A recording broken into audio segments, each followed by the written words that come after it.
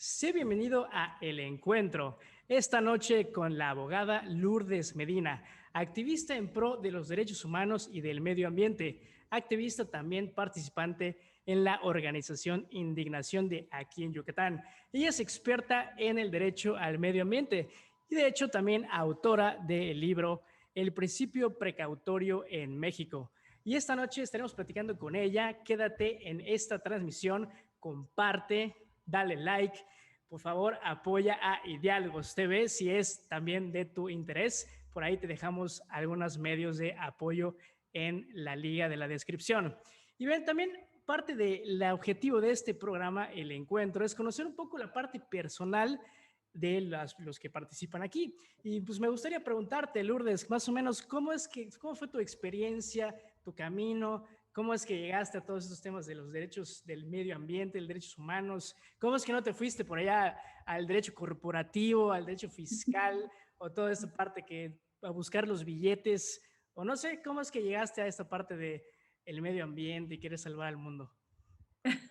Gustavo, pues muy buena noche, muchas gracias por la invitación y también agradecer al auditorio que nos acompaña.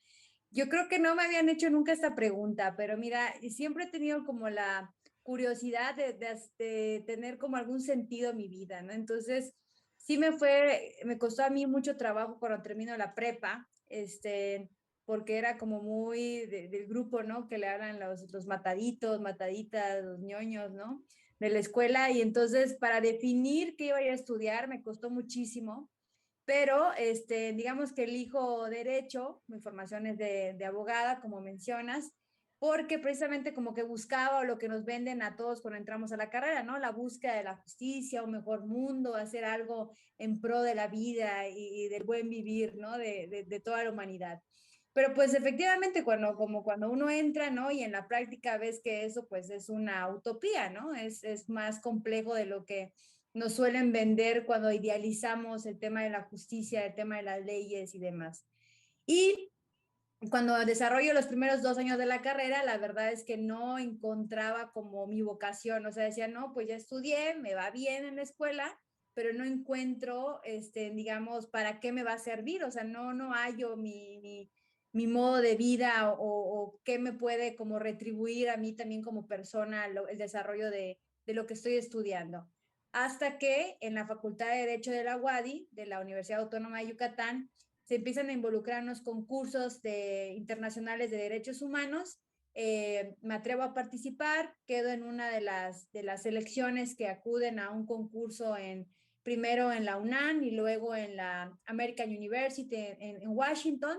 Y era como una simulación de un juicio ante la Corte Interamericana de Derechos Humanos. Entonces, defendías derechos humanos ante esta corte, ante esta simulación, que era algo totalmente nuevo. Te estoy hablando del 2012, 2013, cuando en nuestro país apenas estaba como en boga la reforma del 2011 en materia de derechos humanos y por lo tanto era para mí algo, para el país, ¿no? Algo novedoso hablar de derechos humanos hace 10 años. Entonces, me empiezo a interesar, empiezo a ver los casos que al final los derechos humanos son de todas y de todos, pero que al final se localizan o se focalizan, mejor dicho, en los grupos vulnerables. Y encuentro ahí como un nicho de poder sentirme útil, ¿no? En esta vida o poder desarrollar, o también es como una meta, un objetivo de poder adquirir este conocimiento que, repito, hace 10 años estaba todavía en boga todos estos temas. Cuando regreso a estos concursos, pues aquí en Yucatán, de donde soy natal y donde vivo, no encontraba digamos, cómo llevar a la práctica esto que está muy bonito en la academia, ¿verdad? Pero que en terreno, pues, cómo se hace o cómo se prepara y cómo se come, ¿no? Entonces empiezo a investigar a ver dónde se hacía algo parecido y doy, ¿no? Con esta investigación, con esta organización de derechos humanos que se llama Indignación, Promoción y Defensa de los Derechos Humanos, que ya tiene más de 30 años trabajando este tema de derechos humanos en la península de Yucatán. Yo llego con Indignación hace 7, casi 8. Y ahí comienzo, ¿no? Obviamente como cuando llegamos a algún despacho o algún lugar, sino que es siempre como para picar piedra, ¿no? Primero como, le dicen, tiene un nombre, voluntaria, me quedo un rato como voluntaria, luego como pasante, luego me titulo estando ahí y luego ya me incorporo, digamos, al equipo legal de manera formal. Y ahí se ven temas generales de derechos humanos, saben, haz de cuenta todo el tema de los derechos de la comunidad LGBTIQ+, los derechos de los pueblos indígenas, se ve el tema de las mujeres víctimas de violencia, niños también víctimas de violencia, agresión a periodistas, personas migrantes, o sea, todos los grupos vulnerables, digamos, en el marco de protección focalizada de los derechos humanos, pero ahora sí que por aras del destino, me empiezo a especializar o a, digamos, quedar como responsable de ciertos casos que tenían un enfoque, ¿no? Totalmente ambiental. Y es ahí donde ya quedo totalmente enamorada, dije, ay, por fin, ¿no? Es Ayer, decir, esta organización de no. origen no veía la parte ambiental, fue como una evolución. Exactamente. Fue como una total evolución, te digo, de tener, bueno, ok, derecho, luego de decir, bueno, derechos humanos, pero sigue siendo una gama bastante amplia, ¿no? De derechos humanos. Y luego ya en la práctica, en esta organización, cuando en la práctica me empiezo a concentrar en temas ambientales, litigar casos de temas ambientales, es cuando ya encuentro como, digamos, mi ser, ¿no? O sea, de ya decir, me gusta muchísimo el tema académico, como has descrito, pero también me gusta la parte práctica, ¿no? Y entonces en esta organización pude ver, desarrollar estas dos vertientes y poder ahora sí que encontrar, ¿no? Como mi desarrollo en el derecho ambiental. Y esta organización es interesante porque aparte de, o sea, no solamente es como la típica organización de fomentar el conocimiento, sino aparte ejercen la acción legal, ¿es así? Sí, tiene muchas áreas de indignación. Tiene, de hecho, digamos que el equipo, el cuerpo jurídico es una parte menor. Tiene un equipo de comunicación, de incidencia internacional, tiene un equipo, como todas las organizaciones de desarrollo institucional, un equipo de procesos populares que trabajan más como en la comunicación con los pueblos mayas, y un área que es donde yo colaboro de manera ya de forma titular desde el 2015, que es el área de defensa integral. Y ahí exactamente no solamente realizamos como informes de derechos humanos o posicionamientos públicos, sino que litigamos en sede nacional e internacional casos de defensa de derechos humanos. Y entonces ahí donde a mí me han encomendado, ¿no? Acompañar casos emblemáticos en materia de derecho ambiental. Y uno de los casos que en los últimos años he acompañado y que me ha servido de crecimiento personal y profesional, pues el tema de la defensa de los cenotes, del agua, de Son Yucatán. temas locales, ¿no? Aquí en Yucatán. La agrupación ve temas locales. Sí, pero son temas locales que lo que se trata de hacer es que tengan una incidencia nacional, es decir, sacarlos de plano estatal para que puedan tener un eco nacional, porque, por ejemplo, participamos en todo este tema el tema del agua no es un tema local, es un tema, una problemática nacional que parte de una raíz profunda, por ejemplo, si lo queremos ver, de una falta de la Ley General de Aguas que no existe en nuestro país. Hay una ley obsoleta, que no reconoce el derecho al agua como un derecho humano, que es por sus siglas, la LAM, la Ley de Aguas Nacionales. Y esta problemática parte del fondo de una ausencia de esta legislación renovada que reconozca el derecho como un derecho humano al agua. Entonces, lo que hacemos es eso, ¿no? O sea, estas problemáticas, como tú dices, que sí, obviamente son regionales, darle este enfoque de problemática al final de cuentas nacional. Y es como se han podido llevar casos que si bien se han dado, por ejemplo, el tema de los transgénicos, que se ha focalizado en los chenes Campeche, ha sido un tema que se lleva a nivel nacional porque el tema de los transgénicos, el tema del uso del glifosato, que es un agroquímico con muchísimas investigaciones que lo relacionan con el desarrollo de enfermedades como cáncer a nivel mundial, etcétera, Son casos que desde la península de Yucatán se han tratado de impulsar para generar esta discusión nacional. El tema actual, por ejemplo, que se ha escuchado, que se ha generado a partir de lo que ha pasado aquí en Yucatán, es el tema, por ejemplo, de las industrias o las mega fábricas de cerdos, ¿no?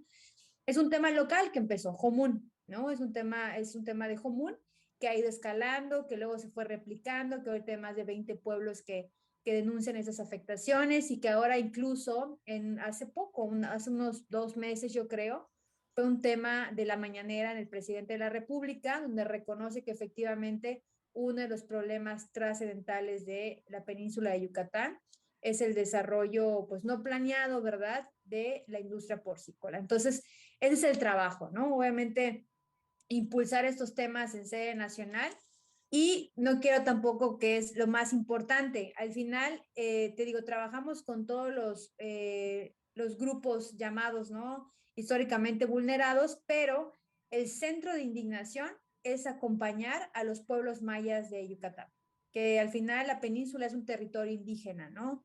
Y entonces, siempre es reivindicar al final de cuentas como los cambios de discurso, ¿no? Estos discursos que pueden establecer como tratos desde el colonialismo, desde el capitalismo, de reivindicar este poder de decisión que tienen los pueblos indígenas, que tienen derecho a decidir su forma de vivir, de recuperar mantener y recuperar sus costumbres, sus tradiciones, su forma de alimentar y conservar sus territorios, ¿no? Aunque entiendo que tu enfoque central es el derecho al medio ambiente. Y bueno, todo esto, esas batallas que has descrito, muy interesantes, emana de esa idea del derecho al medio ambiente. Bueno, quizás ahí en la Constitución puede sonar así muy bonito y las leyes y todo este tema de que todos sí queremos un medio ambiente sano y todos así como allá, pero en términos prácticos, ¿en qué consiste el derecho al medio ambiente? Cualquier persona podría decir, yo tengo el derecho al medio ambiente, entonces, ¿por qué hay basura enfrente de mi casa? ¿O qué es lo que una persona de a pie debería o podría comprender como el derecho al medio ambiente? Sí, mira, hay como tres enfoques, ¿no? En cuanto al derecho ambiental. Por ejemplo, sí lo que en una primera como visión o enfoque lo que tú dices, el derecho que yo tengo como ser humano de tener un ambiente sano, porque así lo dice la Constitución en el artículo 4, el derecho al medio ambiente sano. O sea, tengo que tener un ambiente sano, que son todos esos elementos naturales o desarrollados por el hombre, que están en mi entorno, que tienen que convivir conmigo en un ecosistema y que tienen que estar sanos, es decir, el aire sano, el agua sano, para poder darme a mí una vida, vale la redundancia, sana, ¿no? Ahí es, por eso se hecho, se cambia de antes en nuestra legislación decía medio ambiente adecuado, pero adecuado era muy subjetivo, adecuado para quién o para qué. Y se cambia la palabra sano, que ahora ya tiene una forma de medir, por ejemplo, el agua, a qué niveles de contaminación ya no es sana, ¿no? Para el ser humano, el aire, a qué niveles de contaminación ya no es sano para el ser humano. Y todo esto que al final, como tú dices, todas y todos lo tenemos, ¿no? Reconocido en la Constitución, se basa en una visión que le llaman antropocéntrica, es decir, lo que tiene que estar sano para el ser humano, o sea, lo que la naturaleza tiene que estar bien o tiene que conservarse para beneficio del ser humano. Pues estamos hablando de la naturaleza, ¿cierto? No del sistema humano, que es que no es sano esos políticos. Exacto, no, de la naturaleza, hablamos de los recursos naturales, la naturaleza, el agua, el aire, la biosfera y todo, ¿no? Entonces, Excelente. y hay otro, digamos, enfoque que se llama un enfoque biocéntrico, que ya es el respeto que también tienen esos ecosistemas, de regular entonces nuestras actividades. Por eso hay la regulación, por ejemplo, de separar las basuras, de que las industrias no contaminen, de que si se hacen proyectos muy grandes como el Tren Maya u otros que impacten el medio ambiente, realizar instrumentos de política ambiental, lo que se conoce como las MIAs, ¿no? Que es manifestación de impacto ambiental, o sea, no estudios ambientales. Entonces, el regular las actividades humanas o el redireccionar la política pública de desarrollo a un desarrollo sustentable te habla también de que la prioridad no es solamente el humano, sino la conservación de ese ecosistema, ¿no? De regular las actividades humanas para que se conserve, para que haya una sustentabilidad. Entonces, hablamos de un segundo enfoque, que es un enfoque biocéntrico. Esa sustentabilidad Y igual es medible, hay parámetros para medirla. sí, todo hay parámetros para medir, porque en el derecho ambiental o cuando hablamos de ambiente, lo bonito y lo difícil también, el reto es que no es una ciencia que podamos entender solo los biólogos o solo las abogadas, me explico, es algo que tiene que tener una visión o un tratamiento multidisciplinario y transversal. Es decir, es imposible que un abogado o una abogada trate un asunto ambiental o un legislador o un presidente de la República hable de un tema ambiental sin la opinión, por ejemplo, científica o sin la opinión, por ejemplo, de lo que significa ese ecosistema, ese cenote, esa agua, esa selva, ese bosque para la comunidad indígena que está, por ejemplo, protegiendo ese ecosistema o ese recurso natural. Entonces, es una visión que tiene que tener pues muchas aristas. Y para concluir, Gustavo, para que veamos que es muy grande este derecho, ¿no? Y es complicado. Ahorita en el desarrollo, pues como el derecho se va, como la ciencia se va desarrollando poco a poco, ¿no? Entonces estamos ahorita, cuando hablamos de los derechos, los que nos dedicamos a esto, a empujar a un reconocimiento de la propia naturaleza. O sea, no ha sido suficiente el que reconozcan que Gustavo o Lourdes tiene el derecho al medio ambiente sano. No ha sido suficiente que se regule las actividades de Gustavo, de Lulú y de las industrias en general. Entonces hay que empujar, ¿no? A que por el simple hecho de su existencia y su importancia, los ecosistemas, los recursos naturales tengan derechos, o sea, se reconozca que tienen derechos no solamente por escucharse bonito, ¿no? Sino porque el reconocer sus derechos de existencia hacen que las autoridades tengan obligación de activar acciones, políticas públicas, planes para conservar esos recursos. Porque ahorita en nuestro país, desgraciadamente, pues hay una política, o sea, lo que está, digamos, en primera línea en nuestro país en esta materia es como los famosos eslogan, ¿no? El que contamina paga. Sí, pero en materia ambiental, una vez que esté contaminado, destruido, ¿qué? O sea, no hay una vuelta atrás, o sea, no hay una reparación, ¿no? Y creo que nos puede quedar muy claro a los locales en el caso Tajamar, ¿no? El malecón de Tajamar en Cancún. Cuando lo deforestaron, lo saquearon, mataron cocodrilos y demás, hubo una decisión judicial que lo protegió, pero bueno, ¿cuántos años han pasado? Más de 6, 7 años en esa destrucción y podemos acudir y el ecosistema no se ha recuperado. Y no sabemos, ¿verdad?, si se vaya a recuperar. Los científicos dicen que no hay posibilidades, ¿no? Va a llevar bastante dinero, bastante trabajo y muchísimos años para tratar de recuperar Tajamar. Entonces, ¿Cómo de diferente es este enfoque del que estás hablando ahora del que el biocéntrico? ¿Cuál es la diferencia entre esos la diferencia enfoques? es como a quién proteges, ¿no? O qué estás regulando, o qué estás buscando, ¿no? En un enfoque antropocéntrico, proteges a la naturaleza, pero por el beneficio que te da a ti como ser humano. Por el agua que me da, por el aire que me da, por el recurso que me da para la producción. En un enfoque, por ejemplo, biocéntrico, ya digamos que sí es más bien para conservar esos recursos, ¿no? Pero siempre es conservar porque me va a dar algún beneficio y entonces tengo que regular las actividades humanas. Y el tercer enfoque es como la evolución, ¿no? O sea, como lo más nuevo que es el ecocéntrico, ya pones al centro de Ecocéntrico. ecocéntrico, ya pones al frente de cualquier decisión, independientemente del beneficio que le dé a Gustavo o a alguien en particular, ya pones la importancia que tiene ese ecosistema. O sea, es como tal vez un área natural protegida que una vez que, en teoría, no sé si es así en la práctica, ya está protegida y ya no se puede tocar.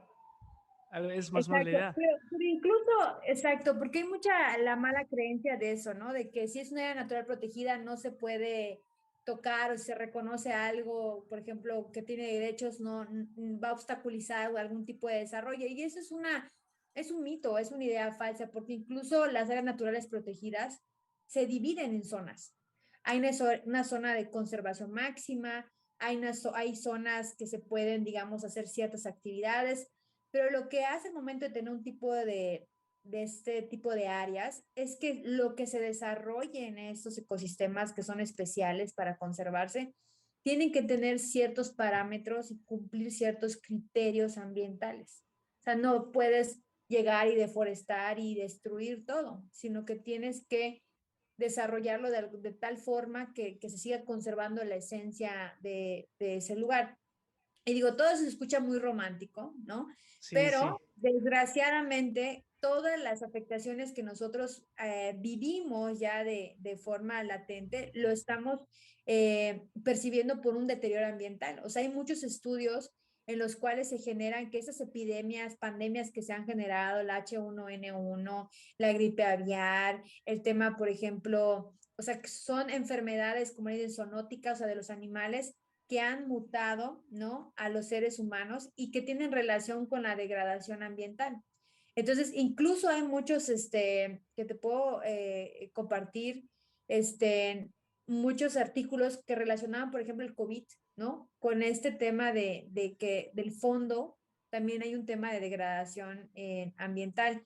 O ya más local, en Yucatán, hay un informe que se llama, que publicamos, que se llama La contaminación del acuífero Maya, responsabilidad empresarial y gubernamental, que está en Internet, que lo que hicimos es recopilar toda la información científica que desde hace más de 30 años están diciendo del agua contaminada de Yucatán. Ahí te habla de ya la Porque no primera... hay drenaje, la caca fluye Todo, por sí, doquier. es fácil, ¿no? O sea, donde pues, se deposita todos los desechos, entre ellos caca, ¿verdad? Por decir menos, pues allá volvemos a consumir el agua. O sea, nos bañamos Parte. en caca aquí en Yucatán para que no sepa. Pues somos, o sea, no hay un sistema de saneamiento de agua y tenemos una política de saneamiento muy, muy débil o casi nula. Entonces, pues sí, estamos en un grave problema de contaminación y de ineficiencia de la política de saneamiento de agua residual, de todos usos, industriales y también urbanos, ¿no? De lo que utilizamos en las ciudades y en todos los desarrollos poblacionales. Y entonces te decía, en este informe recopilamos información científica generada donde ya habla de la conexidad de ciertas zonas donde está contaminada el agua con ciertas sustancias, donde hay generación o la población ha aumentado, por ejemplo, en cáncer cervicuterino, niños con enfermedades asmáticas, o con otros tipos de síndromes, de enfermedades. Entonces, ya hay información científica que se está tratando de poder socializar para que se demos cuenta que no es romantizar el derecho ambiental, es porque ya hay una afectación Y real. de estos enfoques, ¿cuáles dirías que se aplican en México o estamos completamente desenfocados? No, en los dos primeros. En México hay un enfoque, como dicen, para la conservación de los recursos para el beneficio humano y también hay una regulación de las actividades humanas, incipiente o mejor dicho, deficiente, una regulación deficiente, pero bueno, existe, ¿no? Y también se está abriendo como camino esta tercera visión, que ya es más bien el reconocimiento de la naturaleza por sí misma, ¿no? Por su existencia. Ya hay Como persona, por ponerlo en unos términos de derechos. Sí, Ajá. exactamente, así como lo acabo de describir. Por ejemplo, está en la Constitución de Oaxaca, de Guerrero, la Ciudad de México, de Colima, está, por ejemplo, esas son en constituciones. Y está, por Yucatán no. ejemplo, no, Yucatán, por supuesto que no. Estamos impulsando ahí un caso de los cenotes, que se reconoce que tienen derechos, pero incluso la Suprema Corte de Justicia de la Nación, que es como el máximo tribunal en nuestro país, ha emitido dos sentencias importantísimas en las cuales reconoce los derechos de la naturaleza. Entonces ya hay un camino que se está abriendo, digo, incipiente es el panorama, ¿verdad? El horizonte, pero ya hay ya está en nuestro país abriéndose esa visión. Esa vena. Oye, también quería preguntarte, desde luego, como eres autora del libro Principio Precautorio en México, ¿qué es el principio precautorio en México? Quería enseñar, pero no tengo uno a la mano. Ahorita voy a ver si lo alcanzo, que está aquí enfrente un libro. ¿Qué es el principio precautorio? Pues en derecho Para ambiental. gente común, para no abogados. Ok, para no abogados, a ver, a ver, ¿cómo te puedo decir? Todas las autoridades, ¿no? Están obligadas a cuidar, proteger, promover el medio ambiente. Entonces,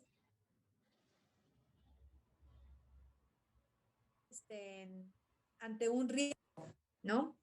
Pero en materia ambiental, ese riesgo puede ser incierto. ¿A qué me refiero? Porque no puedes como determinar a veces la magnitud del daño que va a ocasionar, la temporalidad, no puedes con exactitud saber incluso a veces qué fuente de contaminación, o sea, puede ser que hayan un mismo río y alrededor 10 industrias. Está contaminado el río, pero no sabes qué industria lo contaminó, ¿no? Entonces, hay un factor en el tema ambiental de incertidumbre. Entonces, cuando está ese factor, no significa que exime o le quita a las autoridades la obligación de actuar para proteger el medio ambiente. Entonces, eso hace el principio precautorio. Aunque hay incertidumbre acerca del daño, como es un daño, el daño ambiental es un daño grave e irreversible, tienen que tomarse acciones para evitar ese daño. Es ¿Cuándo eso. tendría que tomar acciones las autoridades? ¿Siempre o cuando hay un proyecto, no sé, se me ocurre como un tren? ¿O cuando hay una fábrica que van a poner en cierto lugar? ¿O es algo, un momento específico o es algo que debería ser continuo? ¿O cómo funciona esa parte Sí, de procurar ese en, principio? como dice, en palabras como prácticas, es un enfoque como al final de cuentas que se tiene que desarrollar en todo derecho. Por ejemplo, para hacer la legislación, tiene que tener ese enfoque de precaución. Para hacer alguna política pública, tiene que tener ese enfoque de precaución porque es una obligación que tiene nuestro país y todas las autoridades de nuestro país. Y al momento de tener, como dice, ya en un caso concreto, al final no es tomar una decisión, bueno, principio precautorio lo utilizo para todo, sino que hay una serie de elementos un poco técnicos que se tienen que considerar para poder aplicar pues este principio, ¿no? Y evitar ese daño ambiental irreversible. Hay un mecanismo para hacerlo, pero sí está algo técnico, ¿no? Es decir, uno de los elementos para decirte algo es que no es tomar decisiones por tomar, sino que se consulta toda la información científica disponible, pero siempre en algunos casos va a haber siempre un huequito, ¿no? O sea, una duda. Entonces, aunque haya esta duda, pero si ya tengo toda la información científica disponible que me dice que se puede ocasionar un daño, pues tengo que tomar las medidas. Y las medidas no son absolutas o generales. Caso por caso, se tiene que tomar una decisión también con un parámetro de decisión, ¿no? Que sean razonables, que sean proporcionales, que sean En el supuesto adecuadas. de que consultas la información científica, ¿no? Porque a lo mejor no la consultaste. Exacto, así es. O sea, primero tendría que ser, bueno, no sé si ya lo es, una obligación consultar toda la información. Así es, Gustavo. Diciendo acerca de un poco de la situación en México, ¿cuál consideras tú que es la situación del medio ambiente en México o en Yucatán en concreto, con todos estos temas del cambio climático que pues obviamente está en boga? ¿Qué se está haciendo? ¿Qué no se está haciendo? ¿Cómo es el panorama en la vida real? No, pues el tema ambiental es un tema global, ¿no? Hay un deterioro ambiental a nivel global y obviamente nuestro país no es la excepción y mucho menos nuestro estado, ¿no? Entonces sí es una problemática que está en las agendas políticas públicas de todas las esferas de los poderes, ¿no? A nivel global, internacional. Y por supuesto es una de los pilares, o tiene que ser uno de los pilares al momento de desarrollar cualquiera gobierno o política en nuestro país. Obviamente en México, desgraciadamente, desde todos los gobiernos, y no ha sido la excepción, el tema ambiental ha sido un tema olvidado. Ha sido, por ejemplo, un tema en los cuales no se da incluso las instituciones que se encargan, por ejemplo, de velar el tema ambiental, que es, por ejemplo, la Semarnat, la Profepa, Conagua, instituciones que tienen como esa tarea o esa encomienda, su presupuesto para poder operar es muy reducido o castigado, ¿no? Y muchas veces no tienen incluso los elementos para poder, o el personal, para poder realizar estas tareas que son, al final de cuentas, cada vez mayores y titánicas. La crisis y también el desafío que representa las cuestiones ambientales en nuestro país. Lo mismo ocurre en Yucatán. En Yucatán, que estamos aquí, hay una prioridad por hacer un desarrollo, por ejemplo, inmobiliario, que lo vemos en la ciudad desmedido, desorganizado. Completamente desmedido. No hay ninguna planeación que tenga esta contención. Por eso vemos cuando hay algunos eventos naturales, ¿no? Como ocurrió en el 2000, si no estoy equivocada, el 2020, creo 2019, esas lluvias un poco,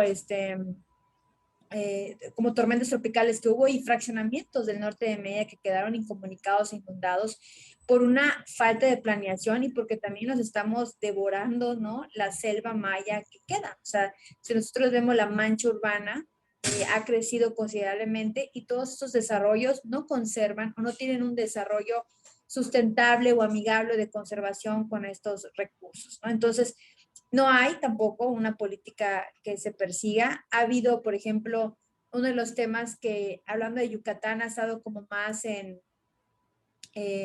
discusión, te decía, por ejemplo, el tema de las granjas porcícolas, y tienen comunidades peleando o luchando hace 7 años. Ha sido un tema, por ejemplo, reconocido por el gobierno federal, por el presidente, ¿no? Que es una problemática de la península de Yucatán, y el gobierno estatal no ha tomado ni una acción. O sea, no ha habido ninguna acción concreta en discursos, incluso, por ejemplo, te comparto de la secretaria de Desarrollo Sustentable. Ella dice, es que el gobierno tiene que darle seguridad, certeza a los empresarios. Entonces, no hay que dejar, que por supuesto que todas y todos tenemos derechos y hay que dar certidumbres, pero se tiene que tener una visión primordial, vuelvo a repetir, no solamente por la conservación del medio ambiente, sino por las afectaciones que ciudadanas, ciudadanos y también sobre todo los pueblos mayas están teniendo de estas industrias, ¿no? Y esto es un tema que en los últimos 10 años ha crecido en la península de Yucatán, con los transgénicos, con el turismo igual desmedido en todo lo que es el Caribe mexicano, y por supuesto que con este enfoque o esos nuevos proyectos que llegan a Yucatán, a la península, se prevé una expansión y que por eso es un momento crucial para poder tomar Hay quien medidas. diría, bueno, lo que pasa es que, bueno, todo eso es desarrollo y hay que dejar que haya bonanza, etcétera, etcétera. O sea, como ahí está el punto fino, ¿no? Como equilibrarlo. Sí, pero ahí es muy importante, ¿no? O sea, siempre se habla de, obviamente de desarrollo para quién, ¿no? Esa es una de las preguntas. Y la segunda, cualquier tipo de desarrollo tiene que ser sustentable. Tiene que ser sustentable, o sea, no puede ir violando los derechos de comunidades, los derechos ambientales, destruyendo la selva, destruyendo los cenotes, las cuevas, los vestigios arqueológicos. O sea, no puede un tipo de, por llamarle desarrollo, hacer eso, ¿no? Entonces, obviamente, lo más fácil es destruir todo, ¿verdad? Pero ya se ha demostrado que eso nos lleva a un buen camino, ¿no? O sea, no nos espera un buen futuro. Entonces sí hay como, obviamente, el punto fino de poder sí hacer un desarrollo económico comercial, pero también de tener una política clara de mitigación de impactos, de compensación de daños, de problemas que ya están ahorita, como el tema de la contaminación, que no es nuevo, te digo, hay estudios de hace 30, 40 años, y qué acciones se están tomando hoy en día. No hay acciones. ¿Qué ¿Cuáles políticas? serían las amenazas más importantes en materia ambiental aquí en Yucatán y en México? Pues es muy general, porque cada zona del país tiene como su propia vulnerabilidad. Pero si tú hablas, por ejemplo, del estado de Yucatán, hablamos, por ejemplo, de una pérdida importante o de deforestación de la selva maya, que nosotros conservamos la selva, pues, que le dicen maya porque asociado al territorio indígena, ¿no? Pero en la selva está todo el tema de la contaminación del agua. Nosotros, estamos en un suelo que se llama técnicamente kárstico, que es un suelo especial que se da por esta ya conocida, ¿no? Caída del meteorito en Chicxulub y demás. Entonces, nuestro suelo es un suelo kárstico, que muchos le llaman que es un suelo como un colador. Así como es buena para captar o recuperar el agua de la lluvia, así capta pues todos los residuos. Es decir, no hay una no hay un atenuante natural o no hay un filtro de la tierra, ¿no? Que pueda, pero si tú le viertes agua residual, pues que la tierra tenga diferentes capas, como en otros lugares, para ir reduciendo esos contaminantes hasta llegar al acuífero. Aquí no. Como es laja o es suelo kárstico, pues obviamente el agua residual pues pasa casi de forma concentrada o directa al acuífero. Y no tenemos una política de saneamiento de agua. No hay saneamiento No de hay agua colonias con, vamos, que yo sepa, son muy poquitas las colonias con algún tipo de sistema de tratamiento de las cuidado. aguas Ajá. residuales, muy, muy pocas. Y en las casas hay que son sumideros, que le llaman, ¿no? O sea, O sea, donde... básicamente estamos consumiendo nuestra propia porquería. Entonces, eso ya, y eso no es ¿cómo te dice? Algo de un panfleto o algo al aire, sino que hay muchísimos estudios científicos que ya lo determinan, ¿no? Que a tantos niveles, sobre todo el agua de la área más urbanizada, en caso de Mérida, ya hay niveles en los cuales el agua no se puede consumir, porque ya hay niveles en los cuales el agua ya está contaminada, ¿no? Y son estudios que ha generado científicos de la propia Universidad Autónoma de Yucatán. Y otro, por ejemplo, de los males de nosotros, por ejemplo, son las fumigaciones aéreas con agroquímicos. O la deforestación, por ejemplo, si hablamos de Campeche, tú vas en la carretera y ves estos plantaciones de transgénicos en los cuales dices, ah, qué bonito, pues no es que estén bonitos, sino donde tú ves todo plano de un solo cultivo, ahí existía selva, ¿no? Y ese cultivo en grandes cantidades necesita grandes químicos para poder crecer, desarrollarse muy temprano y poder ser vendido y poder otra vez iniciar el proceso de ese mismo cultivo, ¿no? Con grandes cantidades de agua, que la misma agua contaminada se va a los pozos, ya hay escasez de agua en algunas comunidades por las grandes extracciones de agua que hay, por ejemplo, sobre todo en Campeche, en la zona donde se está cultivando. Y bueno, así el impacto, cómo hemos ido devorando todo, ¿no? Y ni hablar de Quintana Roo, que ya el principal amenaza o la problemática es el tema del turismo, ¿no? Descontrolado, desmedido que se ha generado y que allá hay algo importante, Gustavo, que muchas veces no se asocia, pero todo está relacionado, ¿no? Por ejemplo, en todo lo que es la zona de Quintana Roo, el crecimiento también de este turismo, de este desarrollo que alguna vez les vendieron, ha ocasionado que lamentablemente el Estado esté en una situación social muy complicada y de una cuestión de seguridad muy peligrosa, ¿no? Por toda la presencia del narcotráfico que hay en el estado de Quintana Roo. Entonces, hay que tener mucho cuidado, ¿no? Cuando hablamos de desarrollo. Bueno, que ¿Qué el tema de desarrollo para seguridad qué? es en todo el ¿No? país. Es, Pero que no, pero que está generado también por ciertas condicionantes, ¿no? O sea, eso obviamente influye en todo el país, pero no podemos hablar del tema de seguridad, que es lo mismo en Campeche, Yucatán, que en Quintana Roo. Los niveles de inseguridad son digamos, diferentes, ¿no? Entonces sí, también los movimientos sociales son complejos, ¿no? O sea, no es solamente hablar de una cuestión ambiental o una cuestión de desarrollo, sino también hay movimientos y fenómenos sociales que se dan en torno a eso. y antes de cerrar, para no irnos con el trago amargo, bueno, no lo sé, a lo mejor se amarga más. ¿Estamos haciendo algo con respecto al cambio climático en México? ¿Se está haciendo algo en Yucatán? ¿Hay motivos para alegrarse y no irnos tristes? No, sí, se está haciendo mucho y creo que desde, digamos que la parte que está haciendo más es la sociedad civil organizada, son las comunidades indígenas en todo el país que están resistiendo, que están defendiendo sus comunidades de minería, de minería, de proyectos agroindustriales, de deforestaciones, de fumigaciones aéreas, ¿no?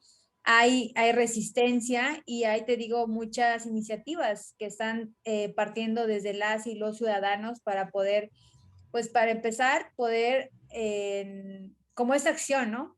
Socializar la información, socializar el Estado y que no se vea pues esta situación ajena.